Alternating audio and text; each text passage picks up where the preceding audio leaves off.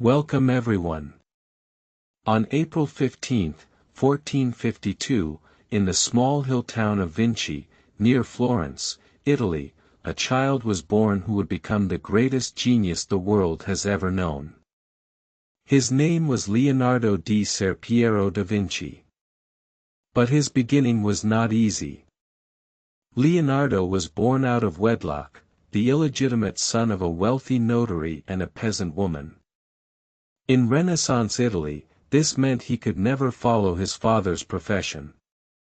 He could never become a lawyer or a doctor. Society had already closed many doors before he could even walk. His mother could not raise him. His father took him in, but Leonardo grew up feeling different, like an outsider. He had little formal education. While other wealthy children learned Latin and Greek, Leonardo taught himself by observing the world around him.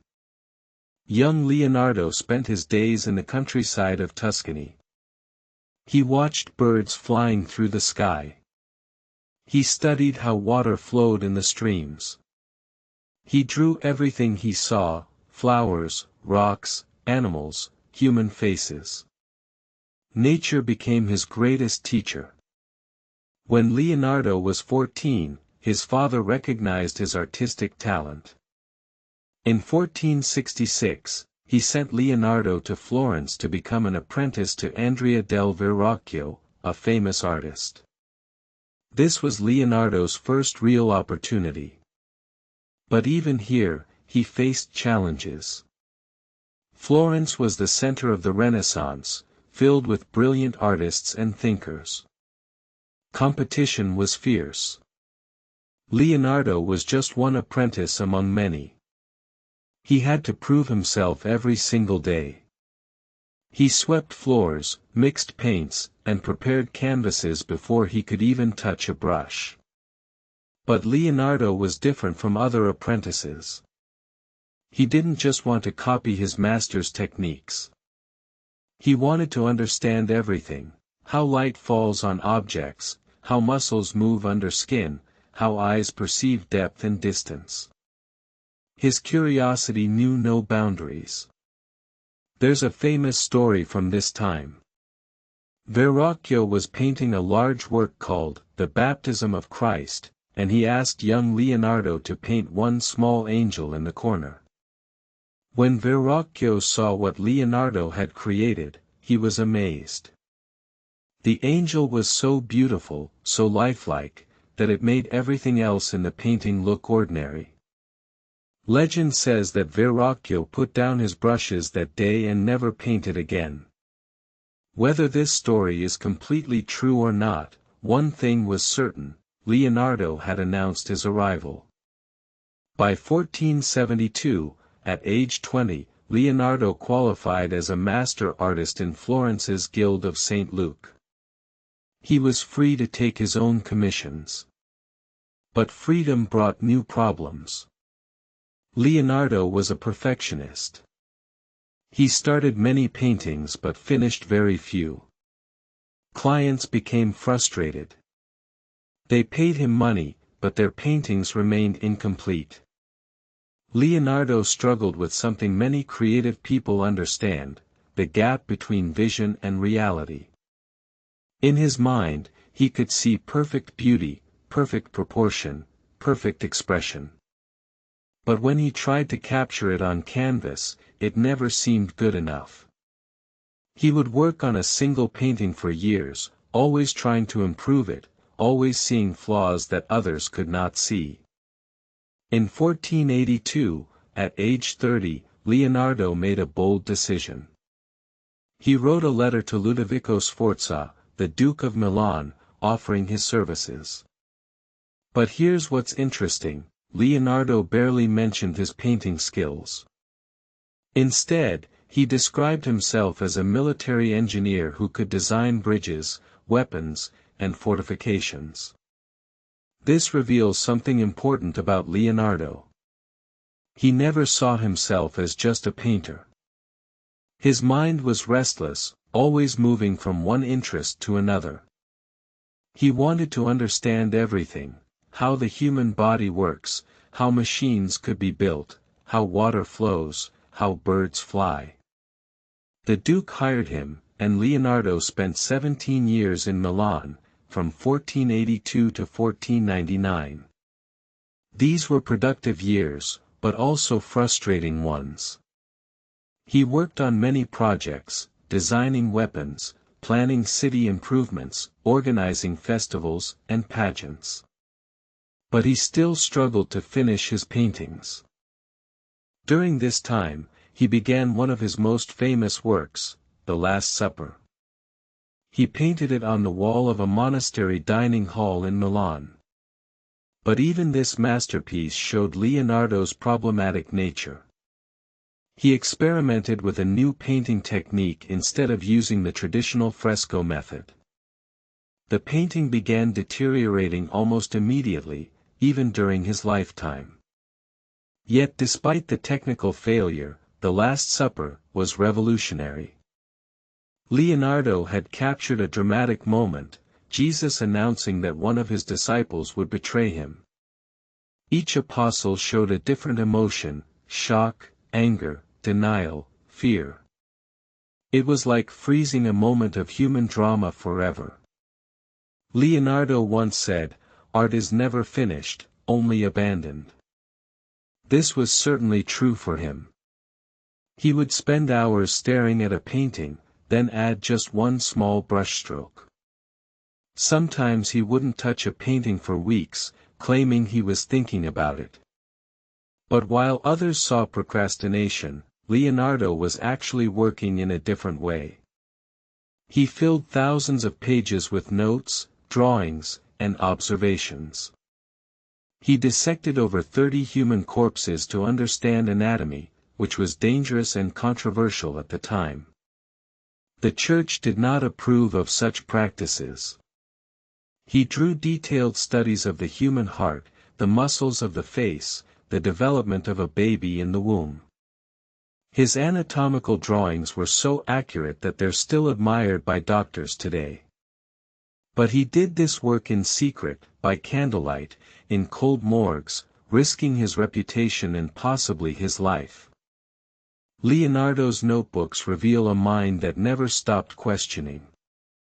He wrote backwards, from right to left, in mirror writing. Some think he did this to keep his ideas secret. Others believe he simply found it more natural because he was left-handed. In these notebooks, he designed helicopters, tanks, submarines, and parachutes, centuries before the technology existed to build them. He studied the flight of birds and designed flying machines. He understood principles of physics and engineering that wouldn't be formally discovered for hundreds of years. But here's the tragedy: most of these incredible ideas stayed in his notebooks. Leonardo rarely built his inventions. He rarely published his discoveries. His perfectionism and his scattered interests meant that much of his genius remained hidden from the world during his lifetime. In 1499, French armies invaded Milan, and Leonardo's comfortable life there ended. He was 47 years old, and he had to start over. For the next 16 years, he wandered between cities: Venice, Florence, Rome. He was always looking for a patron who would support his work and give him freedom to explore his ideas. During these wandering years, he began painting the Mona Lisa. He started it around 1503 in Florence. This painting would become the most famous artwork in the world, but Leonardo never delivered it to whoever commissioned it. He kept it with him, working on it on and off for years, never quite satisfied, never quite finished. What makes the Mona Lisa so special? It's her expression, that mysterious smile that seems to change when you look at it from different angles. It's the soft, smoky technique Leonardo used, called sfumato, which creates a dreamlike quality. It's the landscape behind her, both realistic and fantastical. But more than technique, the painting captures something essentially human. When you look into her eyes, you feel like you're looking at a real person, someone with thoughts and feelings and secrets. Leonardo had achieved what he always sought, to capture life itself. Leonardo once wrote, "Learning never exhausts the mind." This was his philosophy. Even in his 60s, when most people of that era were considered old, Leonardo continued learning, experimenting, and creating. But these later years were difficult. He struggled to find steady work. Younger artists like Michelangelo and Raphael were now the favorites in Italy. Leonardo's slow working method and his unfinished projects had damaged his reputation. Some saw him as a brilliant has-been, more interested in strange experiments than in producing art. In 1516, at age 64, Leonardo received an invitation that would shape his final years.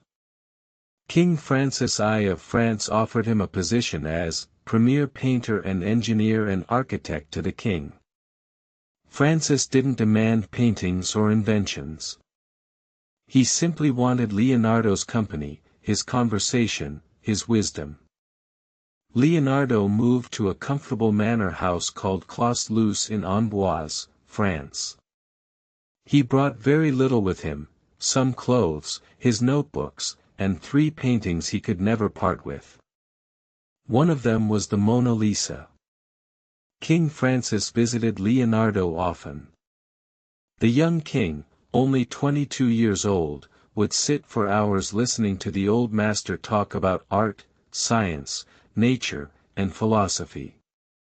Francis later said that no man had ever lived who knew as much as Leonardo. But Leonardo's health was failing. A stroke had paralyzed his right hand. For a left-handed person like Leonardo, this might not seem devastating, but it affected his ability to paint.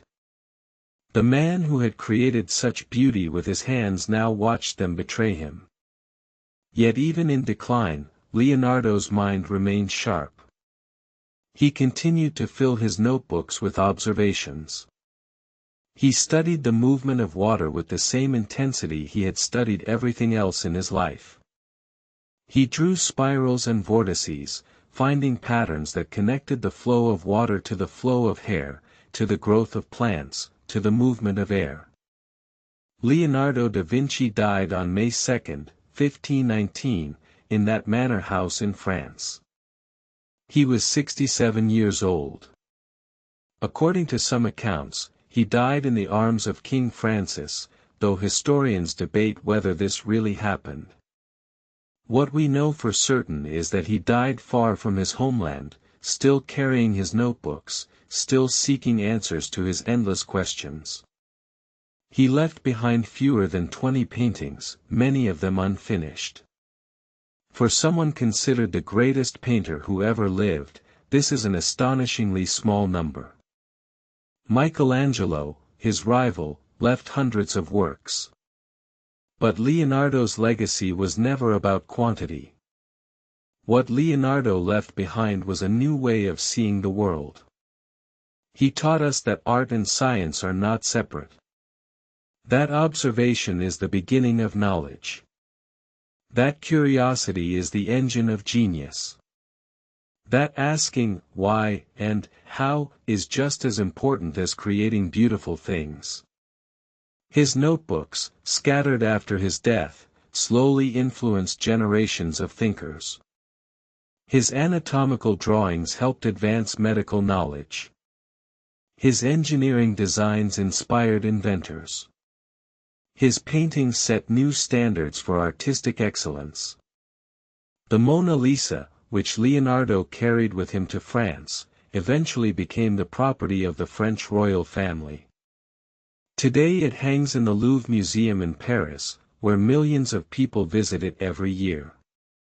They come to see that mysterious smile, to connect with the genius who created it over 500 years ago.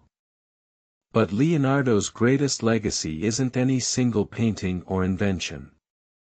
It's the example he set, that one person can excel in multiple fields, that creativity knows no boundaries, that learning should never stop. Leonardo once wrote, "I have been impressed with the urgency of doing.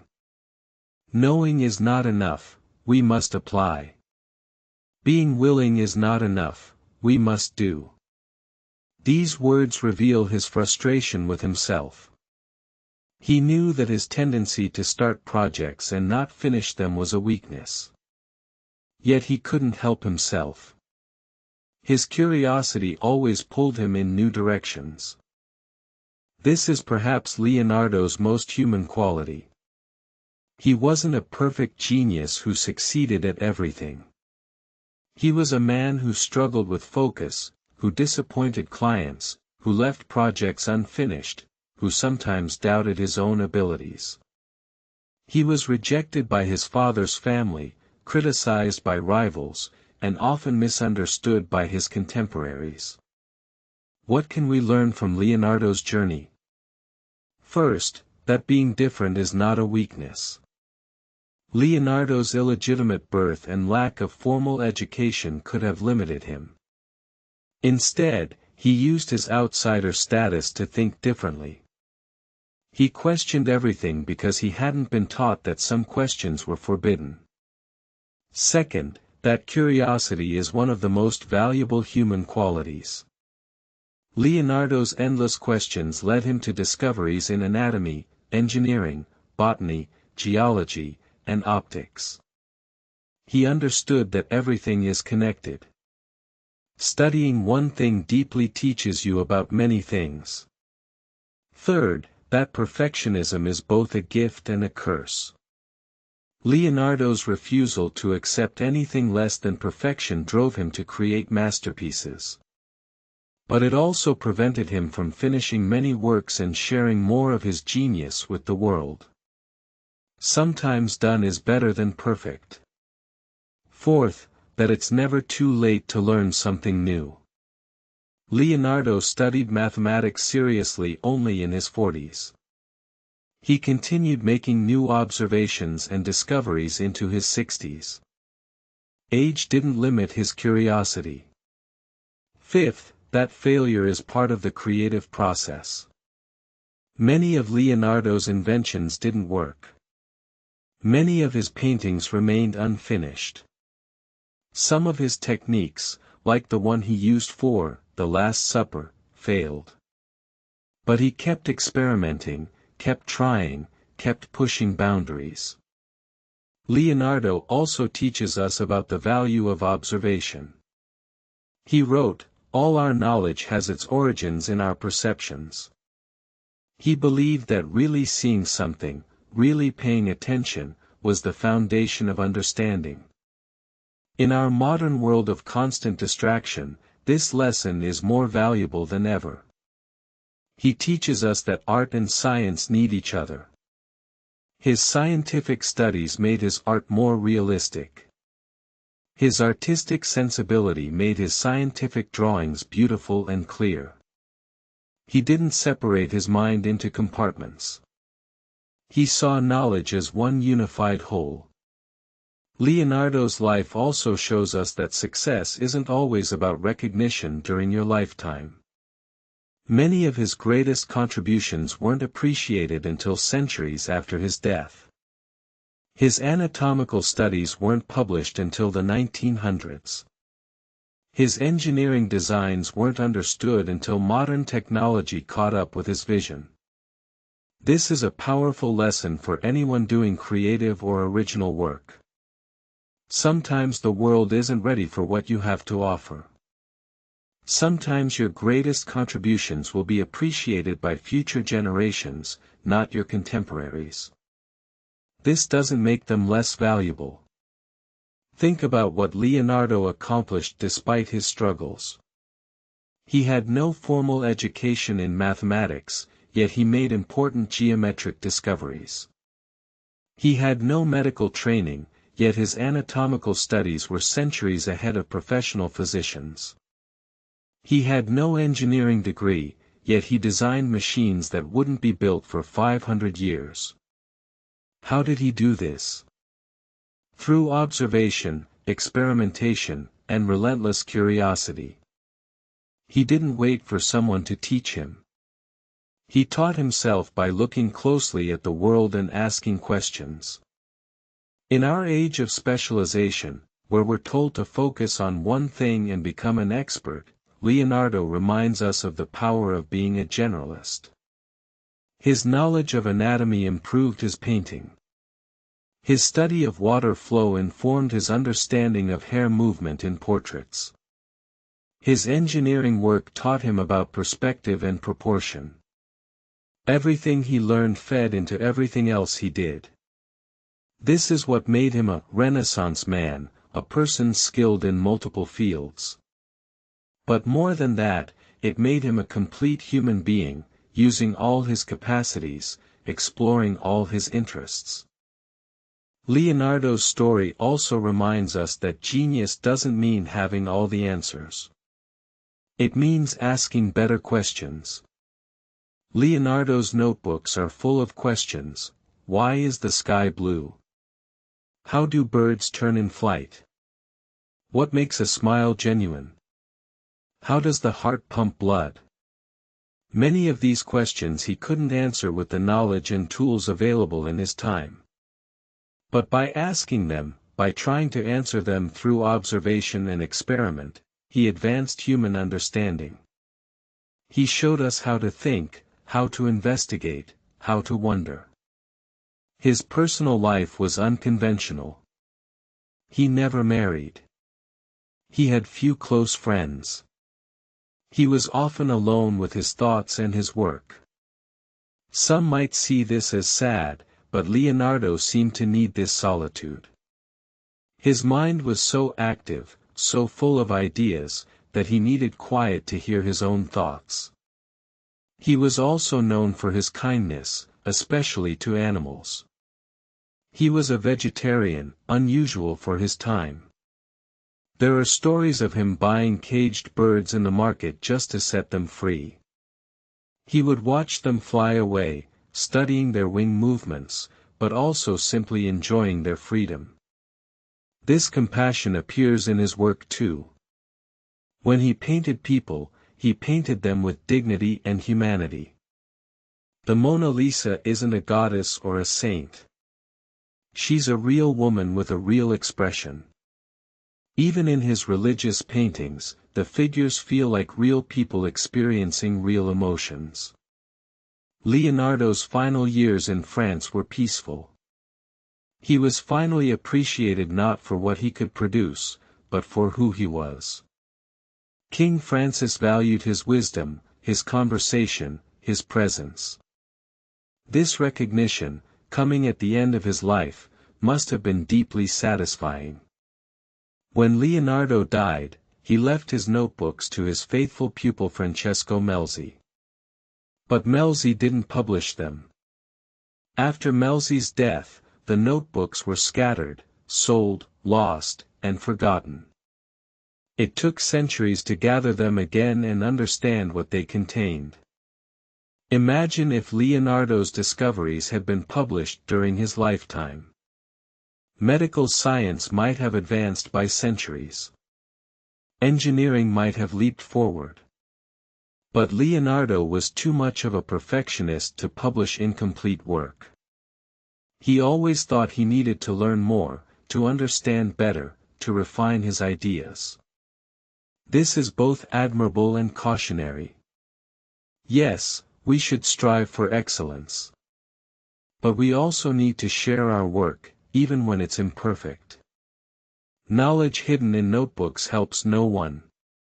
Today, 500 years after his death, Leonardo da Vinci remains the symbol of human potential. When we call someone a Renaissance man or a Renaissance woman, we mean they're like Leonardo, talented in many areas, curious about everything, unwilling to be limited by conventional boundaries.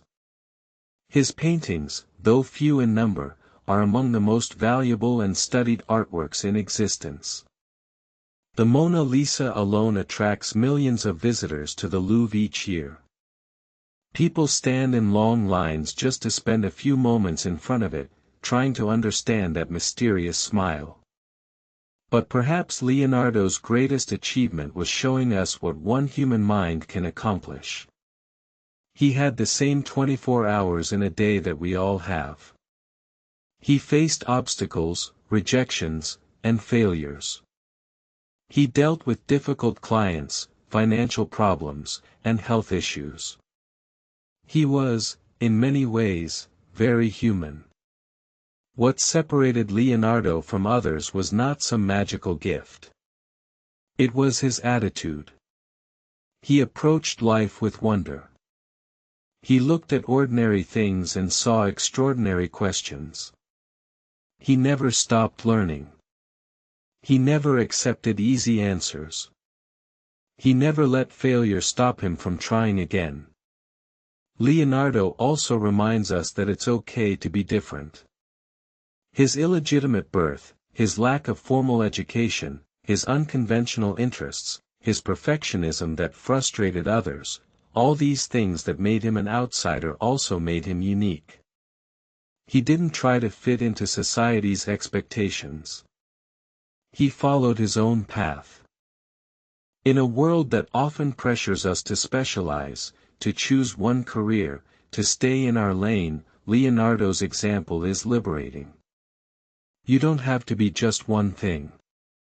You can be an artist and a scientist. You can study birds and paint portraits. You can design machines and compose music. Your curiosity can lead you anywhere. Of course, Leonardo also shows us the challenges of this approach. His scattered interests meant he finished fewer projects. His perfectionism meant some of his greatest work remained in notebooks, unseen by the world. There are trade-offs to being interested in everything. But would we rather Leonardo had focused only on painting and given us 50 finished works instead of 15? Or are we grateful that he explored so widely, even if it meant fewer completed projects? I think most would choose the Leonardo we got, the complete genius, the ultimate Renaissance man, the person who showed us how much one human being can learn and create. Leonardo's life poses a question to each of us. What would you do if you weren't afraid to fail? What would you learn if you gave yourself permission to be curious? What could you create if you stopped worrying about being perfect? He once wrote, "As a well-spent day brings happy sleep, so a life well spent brings happy death." Leonardo spent his life learning, creating, questioning, and wondering. He died far from home, but he died having lived fully, having used his mind and talents to their limits. When we look at the Mona Lisa or study Leonardo's inventions or read his notebooks, we're not just seeing the products of genius. We're seeing what happens when someone refuses to accept limitations, when curiosity becomes a way of life, when learning never stops. Leonardo da Vinci died over 500 years ago, but his influence continues. Every time an artist studies anatomy to paint more realistically, they follow Leonardo's path. Every time a scientist makes careful observations of nature, they use Leonardo's method. Every time someone refuses to be limited to one field of study, they honor Leonardo's example. His life wasn't easy. He faced rejection, struggled with perfectionism, and left many dreams unrealized. But he also created works of timeless beauty, made discoveries that advanced human knowledge, and showed us what's possible when one person dedicates themselves to understanding the world. The ultimate lesson from Leonardo's life might be this: you don't need perfect circumstances to do great work. You don't need formal education to learn deeply. You don't need society's approval to pursue your interests. What you need is curiosity, persistence, and the courage to follow your own path. Leonardo da Vinci was the ultimate Renaissance man not because he was perfect, but because he was fully human. He struggled and succeeded, failed and achieved, questioned and discovered. He showed us that the examined life, the curious life, the creative life is worth living, even when it's difficult, even when others don't understand. As you go forward in your own life, remember Leonardo looking at birds and dreaming of flight, dissecting bodies to understand life, painting portraits to capture souls. Remember that genius isn't about being born special. It's about staying curious, working hard, and never stopping your search for understanding. What will you create? What will you discover? What questions will you ask? The spirit of Leonardo da Vinci lives on in everyone who looks at the world with wonder and asks, how does this work? Why is this beautiful? What if I tried something different? That is his greatest gift to us, not the paintings or the inventions, but the example of a life lived in passionate pursuit of knowledge and beauty. 500 years later, Leonardo still inspires us to think bigger, to learn more, and to never stop asking questions.